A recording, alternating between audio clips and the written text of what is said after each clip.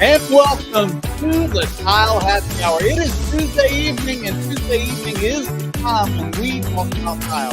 And that's you, me, everybody out there in the internet world, land, join in the conversation, because this conversation is not just between me and my fancy co-part here, John Tedesco. It is from all of you. You have landed on the Tile Happy Hour, and we're here to just bring love and good stuff to the tile industry. John, how in the world are you doing? I'm doing really well, Craig. Happy Tuesday. Happy October. It's insane. Somebody literally just sent me like a follow-up. Okay, well, let's follow up December 3rd. I was like, what? It is crazy that it is fall. It is October, but we are plugging along strong. This is episode, do you know what episode we are? Between 27 and 28, I'm thinking. One of those two. You're wrong. It is episode 29. Yeah. And that's 29 episodes. We have been talking about tile live, brought on all sorts of guests, and we even added TikTok. And we're trying to get John's TikTok numbers up so you just don't have to look at me. All my friends on TikTok. Hello, Jose. Good to see you. Sam, Fernando, all of you guys. Thanks for joining in. Hey, please forward the Tile channel. That's John, and you can see him, and we'll host it together on TikTok. But yeah, actually, I'm thinking, Craig, that you're a follower. You don't have any followers. You're just making all this up. I don't believe you got anything going on in TikTok.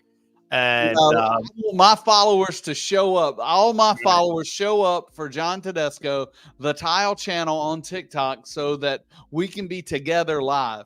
And now, if you're watching not on TikTok, you're watching either on YouTube, X, Facebook, and LinkedIn. Welcome. You are here. You've stumbled onto the Tile Show, or maybe you have your calendar set and you come here all the time. And John, we're live right now, but what can they do not live? Well, if you're not live watching, but you're breathing live, then what you can do is you can like our post, you could comment, you can ask a question, because even after the fact, we will respond to you. So if you have a question, as a matter of fact, we curated a few questions that we've gotten offline that we had never got to in the past. So I think we kind of queued some of those up, and then we're going to ask you out there if you have any questions you want to give us live. But if you're not watching this live, say hello, give us a like, follow us, hit the alert button if you're on YouTube. But we are on X, Facebook, LinkedIn, and something else. Yeah, I forgot something. Sorry. That's okay. That's okay. We're out there live tackling your questions. This is a unique episode. Normally we have a topic or a guest, but tonight is kind of, as we've been gathering questions from our community, we decided just to do a Q&A. We're hoping to get some live tonight. We want to answer those questions live, like from Sparky Pony. That's over here on TikTok. What a great name. And if they have questions live, we'll throw those in. But like you said, we've had stuff that come in all the time, and we've got a running list of them here that we're going to get to. And also some of those questions, of course, you know me, I asked AI, hey, what are the most Googled questions about the ceramic tile and stone industry? And so we'll sprinkle in a couple of those also. Well, that's cool. And also we're going to maybe share some of our assets, some of the things that we've done on video, on different social platforms, recently. Maybe we'll even have a little flashback to the product highlight. I think we got something that was literally 5 years ago. We did get loaded up for you. I will say, if you love the tile industry and you're listening along tonight, you need to be following along on our social media, because there is a ton of content out there that hopefully will help you with your project, help you with a job, help you decide maybe what tile to buy, or maybe how to install something if you've got a question. And John and I are all over social media, and you probably can find the answer from us. And if you can't, we'd love to hear from you in the comments. Yeah. Oh, absolutely. Cheers to you, Craig. I don't know if you have a drink tonight, but I don't. I don't even have my Leroy cup with my iced tea. Wow. came upstairs. It's Taco Tuesday. So the Cahoon House on Tuesdays, I do tacos. Well, tonight I actually did quesadillas and nachos. And my wife said, "You have a show tonight, right?" And I'm like, "Oh crap!" So I ran upstairs, got my whole office reset up because all this it doesn't look like chaos from what you see, but on the other side of the cameras, it is chaos. And I had to make it look nice. So I have no drink. So if You you should hear have me had a Dos Equis or a Tecate. Do you like I Mexican got beer? nothing. I think I do have some moonshine in a bottle across the room, but we'll just Hee-haw. we'll let it stay there. Did you ever hear? Did you hear that thing about? It's old news, right? Like Modelo now surpassed Bud Light supposedly as America's favorite or most purchased beer or something. I never knew that Modelo was that popular. Like to be able to. Yeah, I didn't know they were in second place, I guess, at one point. I just didn't know that. Yeah, I think they've been growing over time, but and what's so funny, our country is so weird. But isn't Modelo owned by the same company that owns Bud Light? Oh, I don't know. I think I may have heard that. Yeah, I think I heard that too. But so crazy. I don't know. Hey, drink whatever beer you like. If you like Bud Light, I think we probably should have a conversation because it's terrible. Yeah. But maybe put a lime in it or mix it with something. I don't know. But I don't go the Bud Light route. I like Dos Equis and Tecate. I do like Dos Equis. Dos Equis is Dos Equis with a lime is a good after work Taco Tuesday night go. Do you salt the rim of the glass? For my Dos Equis? No. Yeah. Okay. I've done that. We just go. We just go drink it right out of the bottle or out of the cup and just go. So okay, you're not drinking out of a glass. I forgot. Cheers to you, even though I don't have a drink. So where do you want to go first, John? We've got a bunch of questions loaded. I would how say do you want to do it? I've got them all lined up. Let's do a roulette. Do a roulette wheel. Close your eyes and pick a question. Okay, do a roulette wheel. Close my eyes and pick a question. I don't know. Yeah. Somebody on Twitter put in a number between. Let's have a not Twitter. Whoever gets the first number between 1 and 13. Anybody listening? 1 and 13. Let's give you 1 minute. We got 13 choices. While you guys are figuring out that difficult question, we want to know where you are watching from. We really enjoy knowing where you guys are watching from because we have a bunch of people, and it surprises us every show. We always have somebody from close, somebody from far away. So absolutely, we'd love to see where you're watching from. Let us know. Let us know the town, city, state, country, and welcome to the show. We really are. Yeah, I miss my Australian audience. So if you didn't miss the question on TikTok or watching live, give us a number, and that'll be the question we choose. We don't have a number, but Steve Barker says the salt, lime. the salt and the lime were the flies. Oh, to keep the flies off the bottom of the glass. Okay. Well, he's from Long Island, so I speak the same language, so I can interpret. You can interpret that. Well, I appreciate that because I was trying to figure out, is he spilling his drink in the Jeep? And I'm a Jeep fan, so I don't do that. Yeah, Steve has got his fluorescent green shirt on, which I know what that shirt is from. You see in his profile, because I'm part of the Long Island Builders Institute, and Libby, as it's called, has a charitable arm, and we had a walkathon this Sunday, which was the rain date from the previous week. And we raised a lot of money, and those were the official shirts. And Steve Barker is always the official the unofficial photo taker for social media. And Steve, thanks for all you do for Libby. Great turnout on Fire Island, Long Island. We started at Robert Moses State Park. It was really a great time. So if anybody's in the New York area, you should consider joining Long Island Builders Institute. Yes. All right. So we got a number coming across, number 6. All right, John. I think this because, as you said more than once, you've owned 4 tile shops in your career. So when you have a client that's coming in and they're looking for something specific, and then this question here is how to choose the right stone for my project. As stone professionals or tile professionals, we know that stone can be tricky. So, John, how would you talk this client through this process? Well, first, I'd like to know the type of project. Where are you going to be using it? Is it, let's assume it's indoors. Okay. So, and, where are the typical applications you're using tile or stone in a home? It would be a bathroom or kitchen or just flooring, right?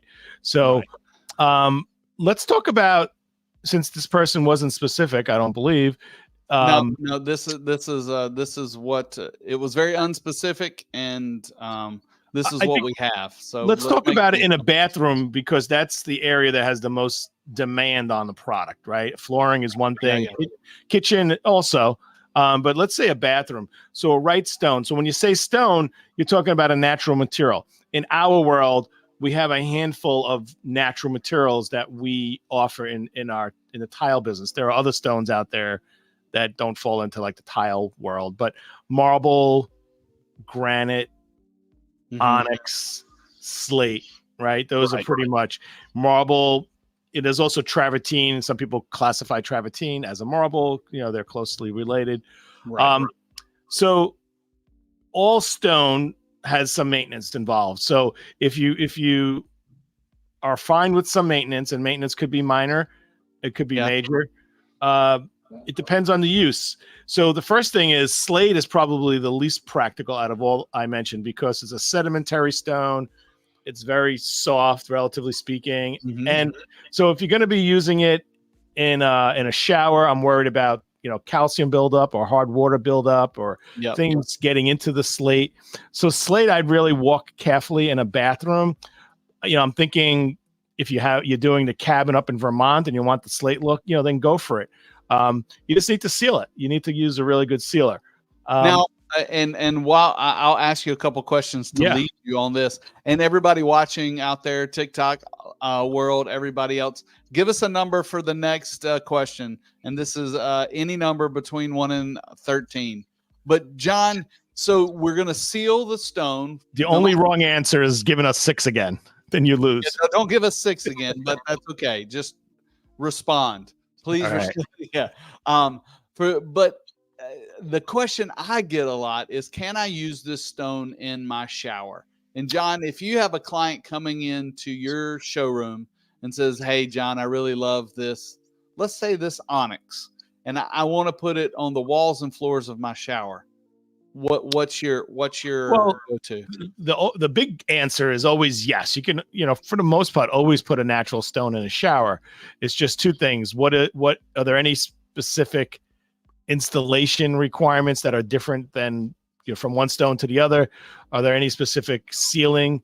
The sealing process of marble, onyx, travertine, granite, slate are pretty much the same process. Maybe you want to make sure you get a better sealer if the stone is more porous. If you're picking granite for your shower, it does have some microscopic pores and you should seal it. But if you forget to seal granite, not a big deal.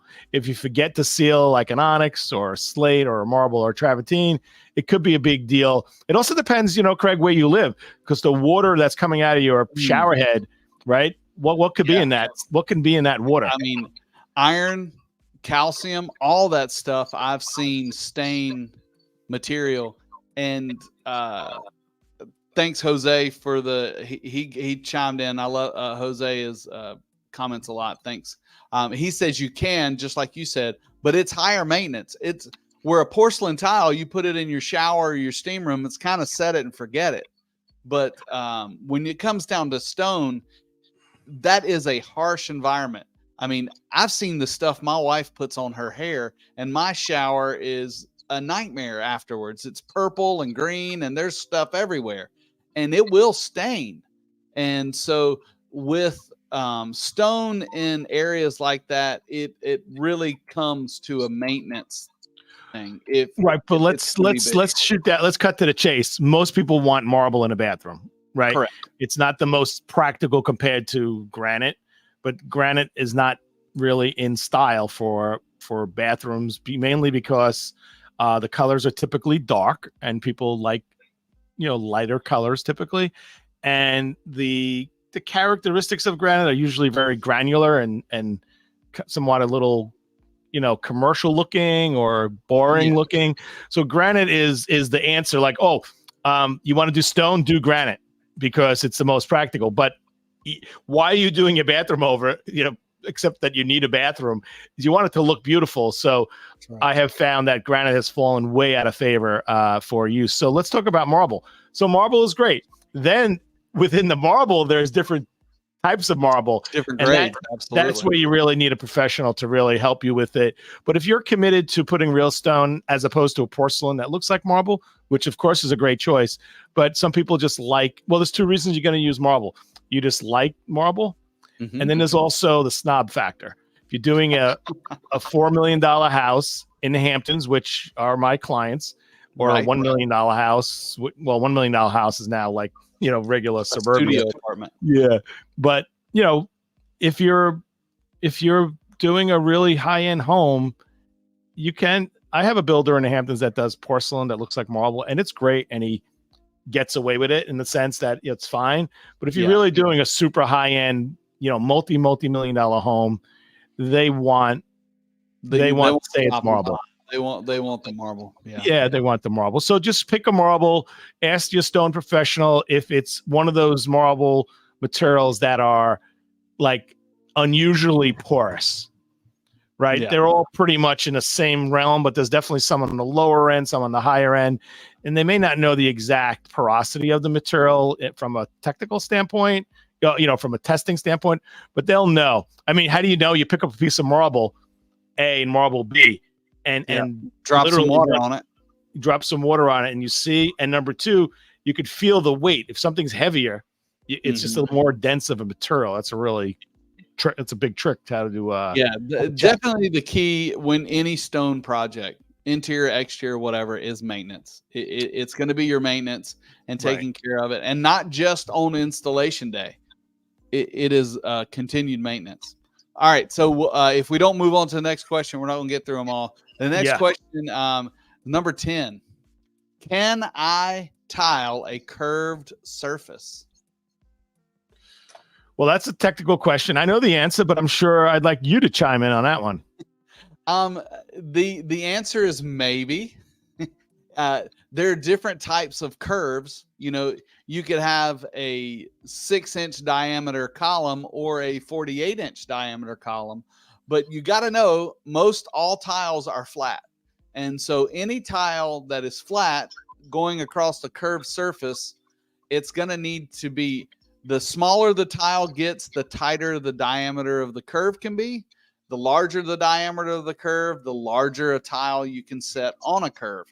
So, for instance, I just got this question not too long ago. I got a 3-inch tile that I want to set on a 36-inch diameter column. And odds are that's going to look okay. But what happens is when the column gets smaller and the tile is larger, it starts to not look like a column anymore. It becomes jagged and bumpy and hexagony, as I should say. Right. But so the short answer is yes, but I would always suggest if you're tiling a curved surface, do a mock-up for the client, because it becomes subjective of what actually looks good. So you're talking about columns, but let's talk about a house that has like curved walls, interior and exterior walls. Is it harder to curve an interior curve as opposed to an outerior? I don't know what the word is. Yeah.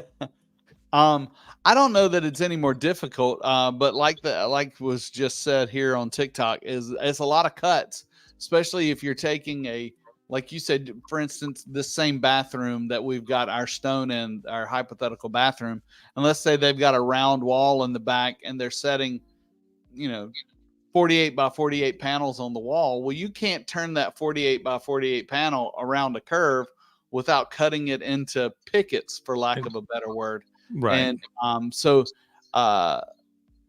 small format, probably on a sheet, a mosaic good, wrap a column. And if the column is big enough and the tile is small enough, you can, comfortably wrap it around. And it just has to have that right like mixture of the column, the curve big enough and the tile small enough where you can actually wrap it. But if you can't take a 12-inch tile and bend it around a column, so typically that material that you're using on a curve, or sometimes the material is different from the rest of the room. In the example of the marble, if you did a white Carrera 12 by 24 or 12 by 12 walls, and you wanted to wrap a column, you don't have to take a piece of field tile and cut it into slivers or pickets. You just go ahead and buy mosaics that are readily available. Exactly. But there is a case I want to beg to differ a little, and I never say the word beg to differ. So we also talked about walls, but mentioned here arches. A lot of times you'll have arches entering into your shower, you know. Well, that's tricky because then you got to deal with how to finish the edges, and that's really tricky. Yeah. So interior curves are harder than outerior curves. I got to check my grammar here, but because if you have a mosaic like this and you wrap it around a column, the grout joints kind of open up a little, and that's okay. But if you have a mosaic and the grout joints happen to be they're all predetermined on a mosaic, and they happen to be close, and now you want to curve it on the inside. It's such a bad visual here. Then the tiles bump into each other, like the grout joint gets smaller. You got to this. There we go. So if you did that with a sheet of mosaic, do that again. If you have a sheet of mosaic and it's curved that way, the grout joints get closer, which is not a problem, but it gets to the point where you can't bend it anymore, or you have no room for grout, and that's a problem because you need grouts. You need a 1/16 of an inch minimum, right? If you did it the other way, all you're doing is open the grout joints up, and you'll be able to grout it. You'll have the grout joints will be bigger and won't be necessarily consistent, right? But that's okay. Yeah, so I remember I've done some pools in my time, and we used to use Bazazza. You remember Bazazza glass? Yeah, Bazazza glass. And we would have to cut them off the sheets because most pools or a tiled pool doesn't have square corners. It's always got rounded corners in the bottoms. And so you would have to cut them off the sheets, round the corners, and cut them all into weird angles. Well, that's really tricky because you have a curve coming from every plane. Yeah, it's a 3D interior round corner. And hey, a bit of trivia. Do you know why they do that? Oh, in the corner so you don't stub your toe. No. I mean, that's a good one.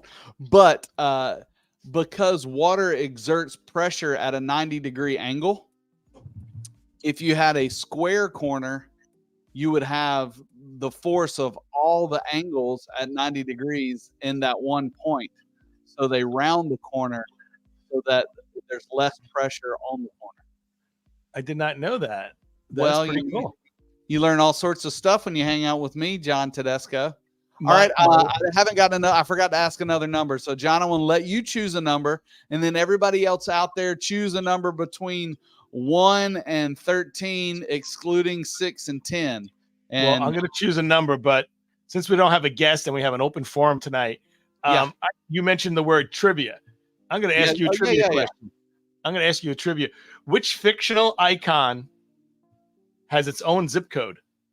4 choices. What fictional icon has its own zip code? And you said there's choices? Yeah, I'm going to give you choices. Barbie. Right, give me choices. So first one is Barbie, Smokey Bear, Uncle Sam, Bugs Bunny. Smokey Bear. You're right. 43% of the people said Smokey Bear, and the worst, very few people said Bugs Bunny. I don't think anybody in this world knows what Bugs Bunny is today. That's true. Oh, but Jose said Bugs Bunny. Okay, sorry. Oh, sorry. He's in the minority, but that's okay. All right, okay. So thanks for that trivia, John. I got it right. Number 4. So you want number 4. Number 4. Everybody else out there in internet world, choose a number between 1 and 13, excluding 4, 6, and 10. All right, number 4. The question is, do ceramic tiles need to be sealed? And this was one I pulled off of Google. Now, I've gotten asked this question 100 times, but I often like to go in and see what people are putting into Google to see how I can help, because that's what I do day in and day out, is try to help people through their. Because you're a giver. I'm a giver. I am a giver. I'm here to serve. I'm here to serve. But do ceramic tiles need to be sealed? So, John, what would your initial thought be on that? I mean, knowing so much, it's hard to give a yes and no answer. The general answer I would give would be no. They don't need to be sealed. That would be the overall, but there are exceptions. I think it's so heavily weighted that you don't need. Now, when we say seal the tile, the ceramic tile, we're not talking about the grout that's between. Correct. So we're talking about the ceramic tile. So ceramic tiles, for the most part, do not need to be sealed. There are a few types of ceramic tile that need to be sealed. I don't even know if there's a few. There's one very obvious.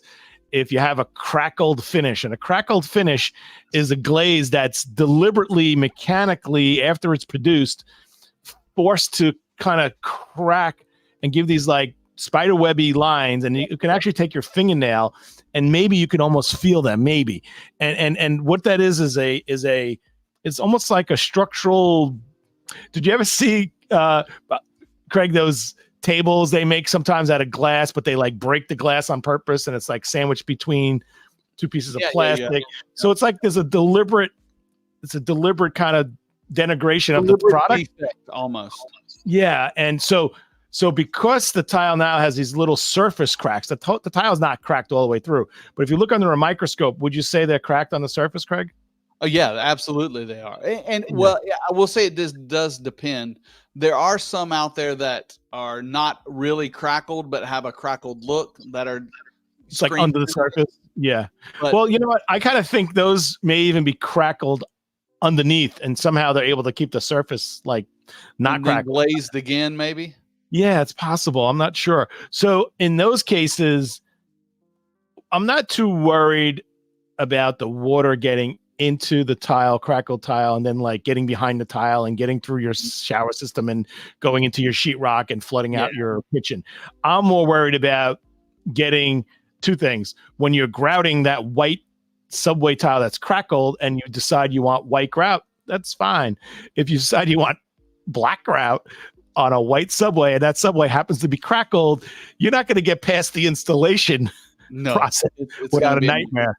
And even a good grout release and sealer sometimes doesn't protect you against that. But you're right. The high-end crackle tile, the glaze is cracked on purpose to give it that look. And I definitely would say those need to be sealed.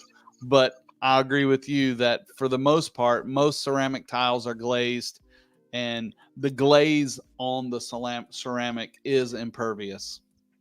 You know what? What's interesting is, well, two things that came to mind. Crackled tiles. I mean, when tiles first came out, I don't think they came out with crackled tiles. I think tiles ended up crazing or cracking over time in these old installations, and then people wanted to replicate that look. And it's a good question, right? It's a good thought. I mean, I don't think they designed. I don't know. Do you think they designed crackle tiles back in the 30s on purpose? So I think originally, the technology was pretty, new, and they were glazing tiles and they looked great coming out of the factory. And you did your house that you ordered from Sears, and it pulled it off the trailer and tiled your fireplace, and you heated up your fireplace, and you're like, well, crap, it all cracked. And that became a look. And I think, kind of like vintage clothing, right? You can go to did you ever see those pictures of people in factories, at the jean factories? They have perfectly good jeans like on a mannequin, and they got these people with dust masks on, and they have like a chalked out spot on the leg where they're supposed to grind it down a little, and they're probably shaking their head like, these Americans are crazy. Like, what are we doing? Okay. So crackle. The next question came in is number 13. Now, John, I think this one came through your comment section. Yes, this one did. I think it was LinkedIn. Can you use porcelain tile on a pool deck? Will it crack? Is it slippery? So that's a lot. That's a lot. If you're watching on TikTok, welcome all of you out there. Welcome. The question, what we're doing is question and answer, and this is a question that we're just picking them random, but that Ron, I called you Ron. John got in his social. Can you use porcelain tile on a pool deck? Number one, will it crack? Is it slippery? So there's three different parts of it. John, tackle the first part. Is porcelain? Well, I'm going to answer all three right away. So yes, maybe, and maybe. that's a good idea. Yes, maybe, and maybe. So a pool that's it. deck That's all I got. That's all we got. Let's move on now. Yeah, a pool deck is unique. You know, there's one thing you don't want is a slippery tile on a pool deck. And so that's why if you look for the standards and follow the TCNA and the ANSI standards, a pool deck, you're going to want a DCOF. And if you just tuning in and don't know what that is, there's a lot of information out there, but that is a number that tells you how slip resistant your tile is. And a pool deck needs to be 0.65 or above. And that is 20% higher than the ADA recommendation. If I did my math right. 0.42 is the ADA recommendation. 0.42 is the ADA recommendation. So to get that stamp of approval from the good old of US of A, you got to have a 0.42 or higher to meet ADA. So a pool deck, you know that's going to be wet. That's what it's there for. So they've given you some recommendations, and 0.65 is the recommendation there. Now, what is crappy about a DCOF that high, John? Well, the good thing is it's slip resistant, so it grabs your foot before it slides, but it also grabs the dirt that may be on your shoe or foot or in the air. So, you know, inside your home, you know, there's a lot of leeway on. You could put a polished marble in your bathroom, and that's fine. You just know you know who's using it, and you know, put a bath mat down, you know, so you can use slippery tile, so to speak, in, you know, as long as you know what you're getting into and what your expectations are.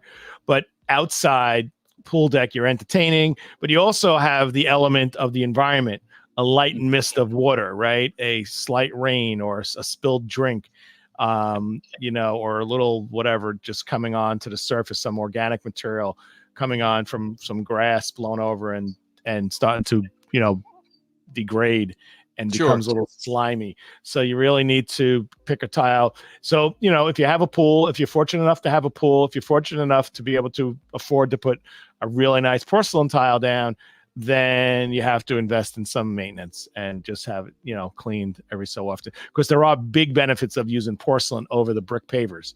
Number one, brick pavers are just beat to death. Like so many, like if I was the millionaire, I wouldn't get brick pavers because to me, they're not high end enough looking. They used to be, right, when they first came out.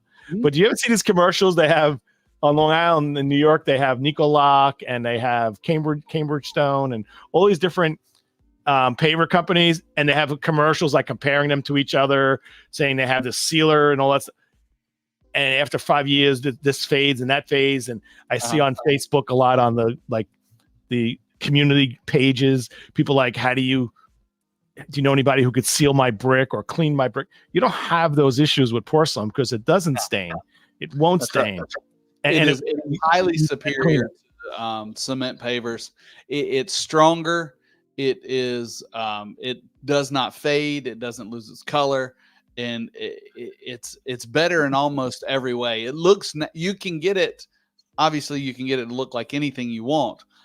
They make wood look pavers that you can put around your pool, but you can get it to where it looks like that really high end Long Island natural stone pool. But it's a porcelain, and natural stone used to be the luxury home staple, right, John? I mean, that's what you would put around your pool. But now, in my opinion, the porcelain paver is a better thing, but I don't know about the snob factor. You talked about that a little bit. Well, the pavers are expensive, so I'm not saying it's cheap. No. And then let's just use the Hamptons again. Out in the Hamptons, you're putting natural stone pavers. but now you can use porcelain, and it's also not cheap. I mean, the product is actually a fraction of the stone. It's probably at least half the price or a third of the price of a natural stone, of a high-end stone that somebody out in the Hamptons or a multi-million-dollar house would use. But there's another advantage of these pavers as opposed to the brick pavers is the size, right? If you're doing the most high-end brick paver in the world, the best protectant on the surface, it can only be so big, 6 inch by 8 inch or 4 by 8, or I don't know what size they come in. I mean, they make some 24 by 24 pavers. They're concrete pavers, but I don't know if you wouldn't see that in the Hamptons. Yeah, no, yeah, true. But but those are like more like regular concrete pavers. Yeah, you're right. There are brick concrete pavers, but the real nice decorative pavers are never that big brick and stuff like that. Yeah. So you have less grout joints, right? And it looks nicer. It's just so nice. And the difference in the production, right? I mean, concrete pavers, bricks are cured. What's the compression strength of a brick paver versus a porcelain? I mean, it's like a quarter. I mean, I was actually talking at Sales Summit with our new stone guy, and I can't remember the exact numbers, but I think a brick paver's like in the 2,000 or 3,000 psi, where the porcelain tiles like 10 to 15,000. Yeah, it's mind-boggling. It's crazy. And will it crack? Yes, it can crack. As with anything, it all depends on how it's installed. If it's installed correctly, it will not crack. If it's not installed correctly, it can crack. Yeah, this is true. Yep. So, but it's not. You have a throwback. You want to do the throwback? Yeah, let's do it. So product highlight, this is 5 years ago, I think. 5 years ago. So number one, if there's people watching online, can you still buy this product? Yes, you can. Okay, good. John Tedisco. I'm at the Tile Bar Studios here in New York. It's a cold 17 degrees. A little cool out here, but it's pretty hot in here in our studios. This is our newest product. It's called Empire. 24 by 24 inch beautiful inlaid material. Nero Marquino with brass inlays suitable for wall applications. Really exquisite. You can turn it different directions and create different patterns on your wall. Really nice. Wait till you see this. Same product, same pattern, different material. This is a crystallized white, which is a glass product laminated on porcelain with brass inserted into it. Stunning, stunning material, and it really could transform any room to something plain, to something just stunning. So once again, it's Friday at Tile Bar. Happy Friday. John, that's a good looking tile. I'm sorry, I was talking to the TikTok fans. I got a thumbs up, so you're gonna get some more followers after today. I got a thumbs up that some people are going to jump on John's TikTok channel, the Tile channel. Hey, we switched places on screen. That was crazy. The Tile channel, and we're getting that crazy. way we can both be on screen over here because they're probably tired of looking at me, even though I look great. Yeah, I agree with that. I would say that tile is very Art Deco looking. It's really cool because one of them is marble with brass. The other one is this nano glass, which is this glass fused to the porcelain. And it's a really, really nice product. So 5 years ago, it was new. It's still selling strong. It's on our website and Tile Bar's website. So yeah, awesome. love that product. Really, really. Yeah, that's a good looking product. And hey, as being the technical guy that hears all the problems about all of our products, I don't know that I've heard one about that one, even though it is old.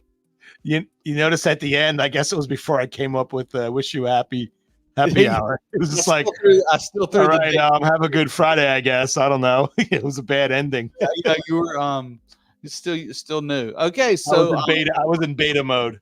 That's right. All right, the next question, hot off the press. And this is one that was from the Google machine. And we've talked about this before, and I've gotten a lot of traction off of tile being the number one building material, and I'll stand behind that. But the question is, of course, I have a daggone grammar. I typed these. So, are ceramic tiles durable? I should have had an S there. But are ceramic tiles durable, John? How would you answer that question? Well, as far as the grammar goes, I agree with you, but I don't know. I kind of feel like there's probably a scenario where tile could be plural. I don't know. Okay. Well, I'll give you a little support there.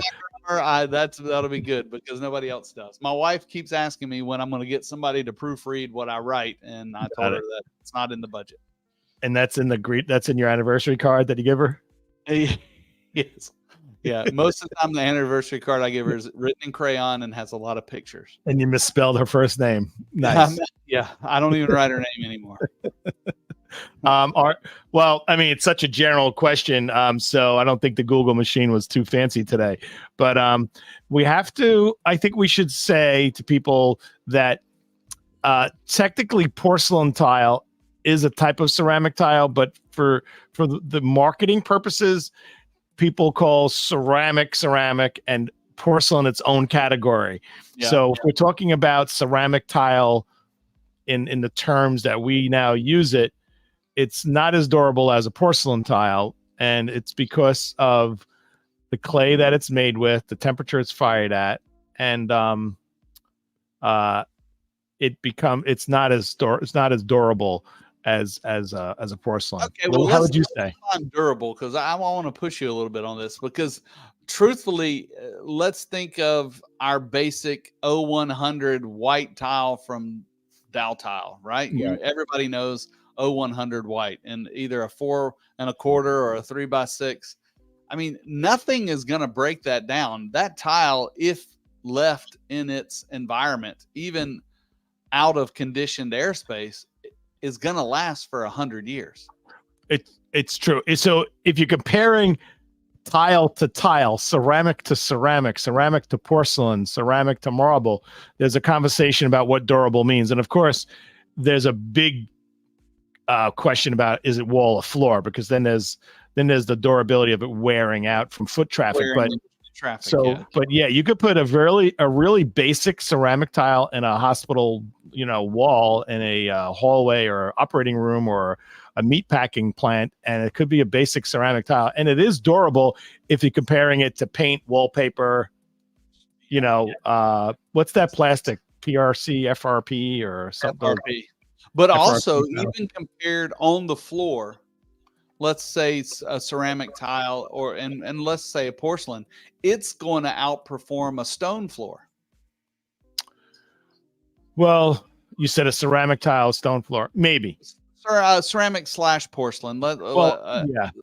I think a porcelain ceramic that's made for a floor, because then there's different types of ceramics, right? Yeah, a porcelain tile floor will outperform a marble floor. Yeah, definitely. Yeah. Oh, absolutely. So I'd like to say in the world, a universal answer would be ceramic tile is durable. Yeah. I believe. Let's for our conversation say durability. Will it outlast you? Yes. Yeah, definitely. And do we really care if it breaks after we're gone? I don't care about the next person. That's right. All right. So, well, somebody said this recently. Just think about it.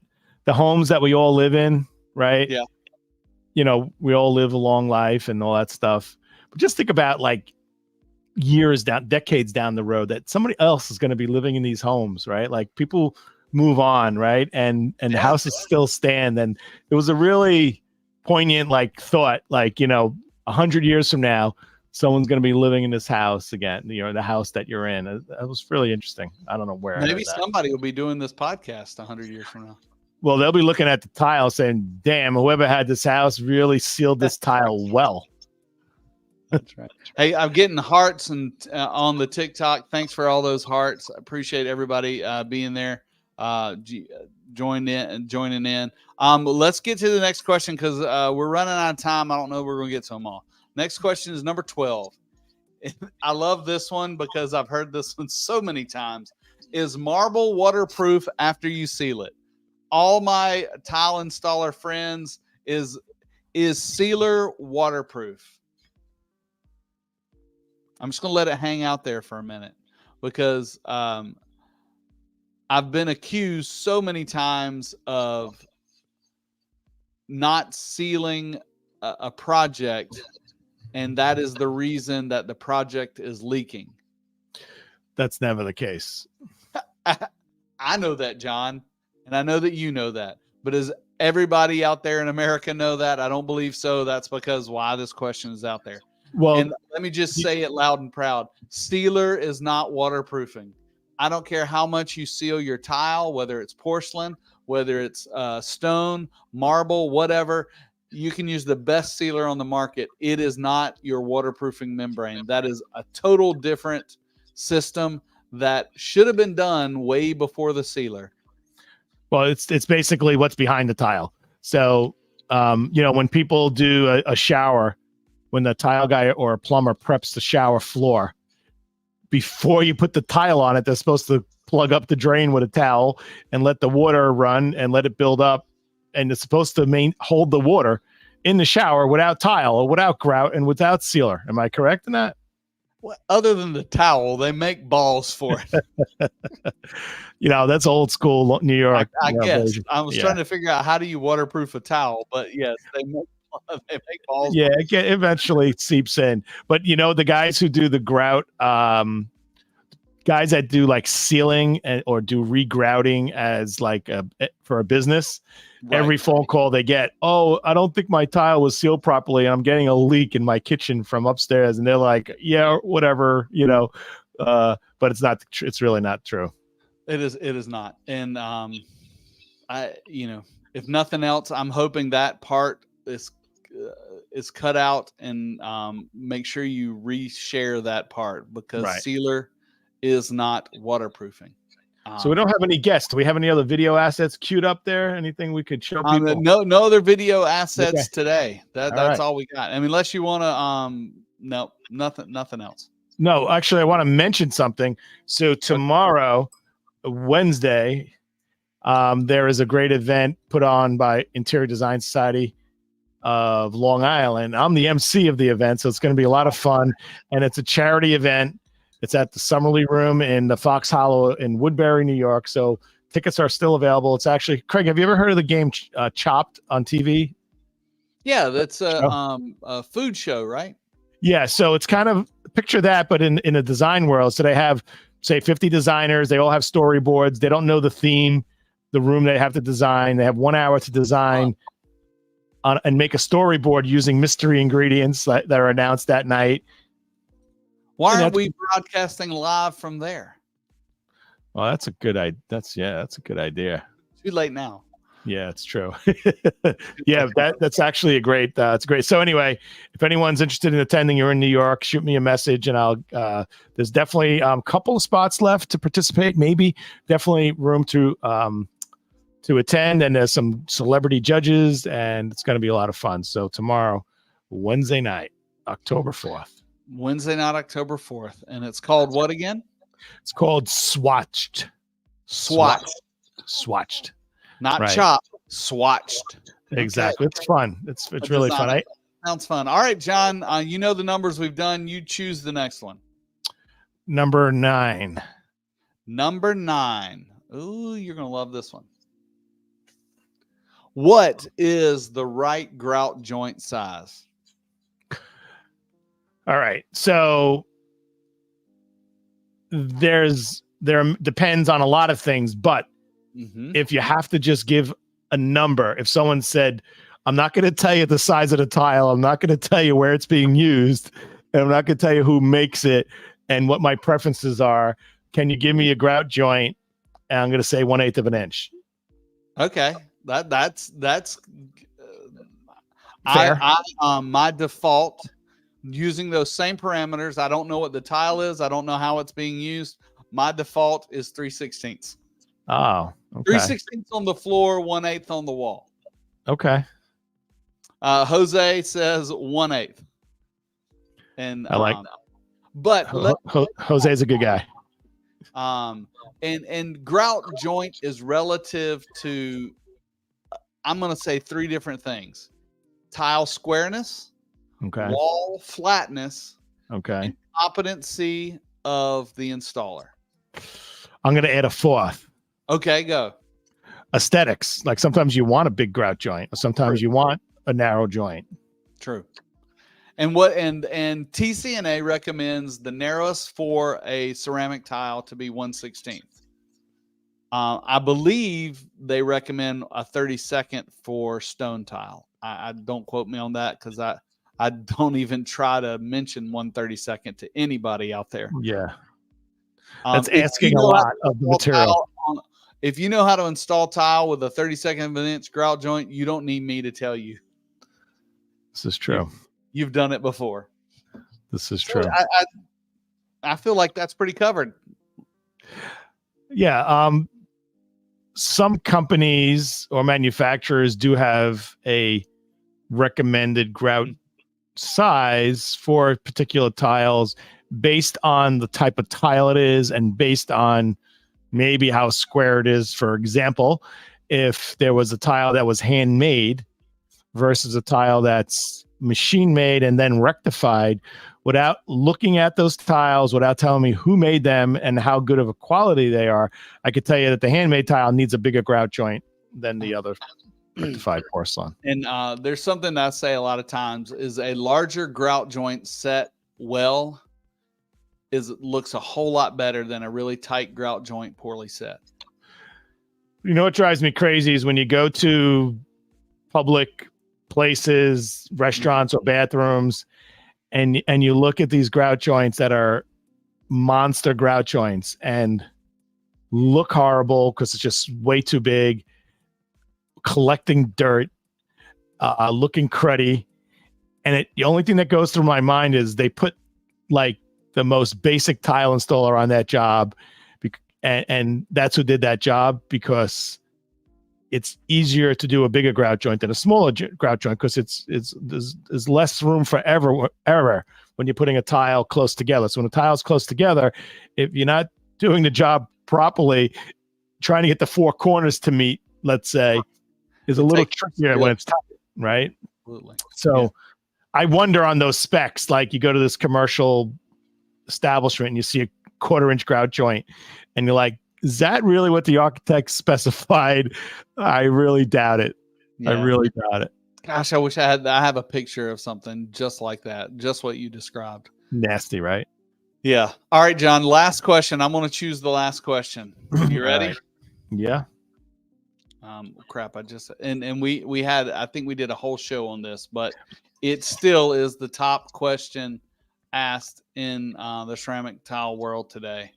And if you're out there and you can't read, who is Craig Cahoon? That's the pressing question. Who is that tile guy, Craig Cahoon? No, what is the difference between ceramic and porcelain tile? And I'll tell my answer, you tell your answer. And this is what I try to teach the team all the time. Porcelain tile is ceramic tile. But as an industry, we have gotten into the habit of just calling porcelain tile the white body material or the wall tile. But the difference between porcelain came into its own because it's denser, it's more strong, and it's really defined by its water absorbency. It's less than 0.05% or 0.5%. One or the other, fact check me. But porcelain tile is really dense, and ceramic tile is the big umbrella that porcelain tile fits under. Now, John, you tell me the sales answer to that. So let's stick with the notion that ceramic is different from porcelain. So because that's how the question is phrased. A porcelain tile is more durable than a ceramic tile. And why is it more durable? It is because the clays are more denser and fight at higher temperature and therefore makes a tighter material, harder material, and then when you decide to test it with water, it turns out the product that is harder absorbs less water. So the absorbency test is really testing how absorbent it is, which is a direct correlation to how hard it is. And yeah, it's 0.05%. And what is interesting is that I'm actually working on a cruise ship right now being built, actually renovated in Spain at a dry dock. And we need to find product that is made in Spain because they want it to be sourced in Spain. So we have plenty of factories there. So I'm working on a project. We're talking about products that are being made there and it's going to be shipped, within the country. And I think I need a job visit. I need to go measure it. They did ask for that. So I'll put your name in. Absolutely. I'm there. Interesting is that now we don't typically, first, this factory has a 13 by 13 tile, which is almost non-existent in the United States anymore. But in other countries, they still produce like 12 by 12 tiles, 13 by 13 tiles for the local market. And and it was interesting. It said 13 by 30. It really had it in metrics, but 13 by 13. So 13 would be what, 33 centimeters maybe. And it said red body porcelain.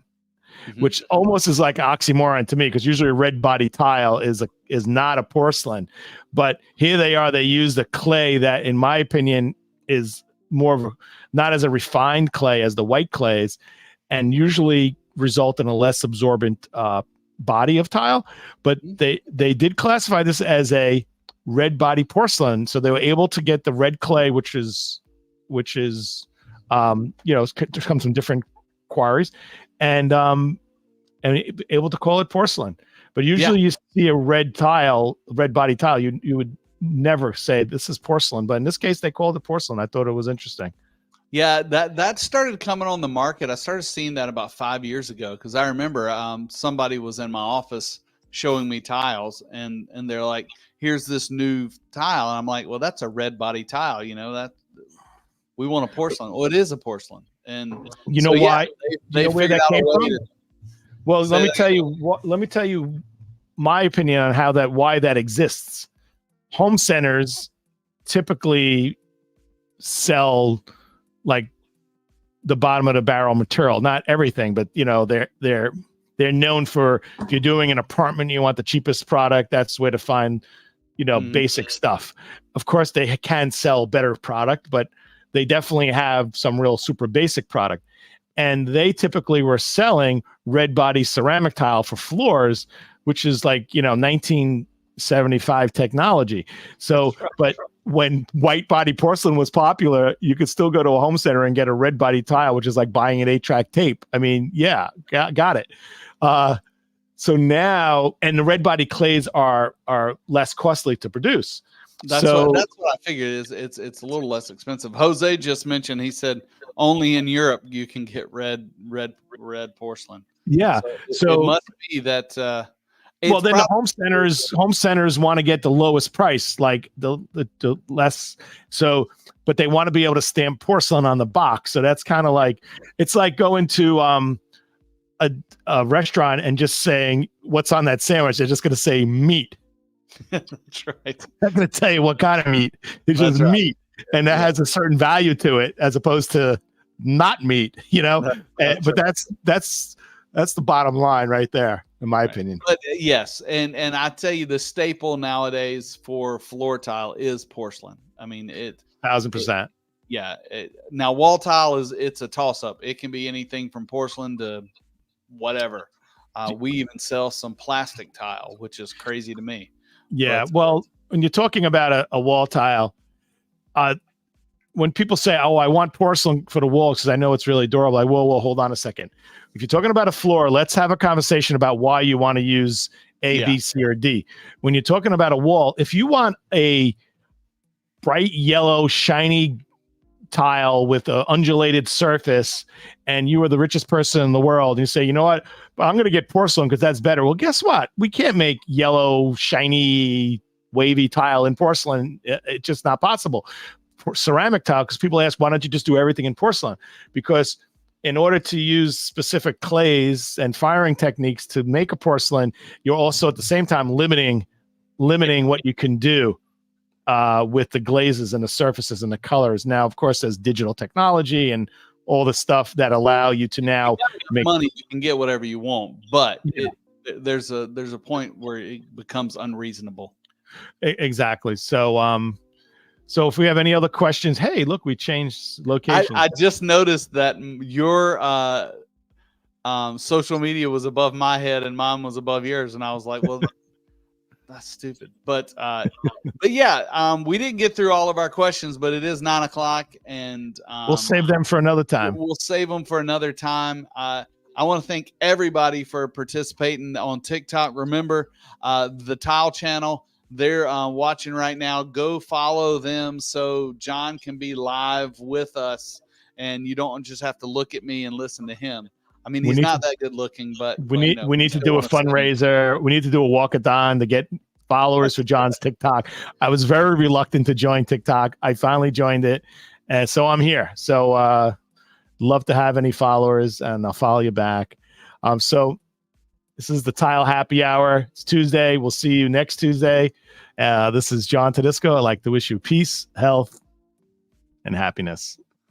And this is Craig, and I love this hour of the week, and I am thankful for everybody that's out there watching, joining in on the ceramic tile industry and helping us talk about tile. Please continue to send us messages, continue to like and subscribe, all those things. We just are trying to educate the world about tile and what a great industry we work in. And if you have questions, you know where to find us. And let's always keep learning together and tile the world.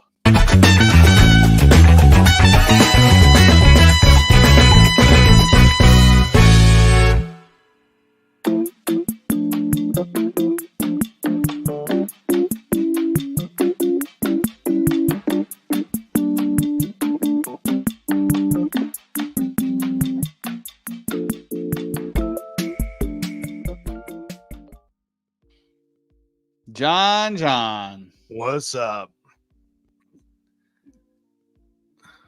It says, keep up the good work. I think we're still live. No, we're not. It says live 105. Hello, everybody. Are you there? Doesn't it? It does.